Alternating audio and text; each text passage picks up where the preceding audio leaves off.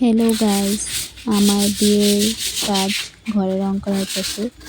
না ওয়েট, আমার দিদি বিয়ের লিগা ঘরে রং করা হইতেছে। তো একটু মজা করলাম। তো ঘরগুলা কালার না করলে হয় না। রেস্টুরেন্টে ডেক্কা নিলাম বিয়ের কার্ড রেডি করার লিগা। তো ঘর সব উলট পালট হয়ে আছে।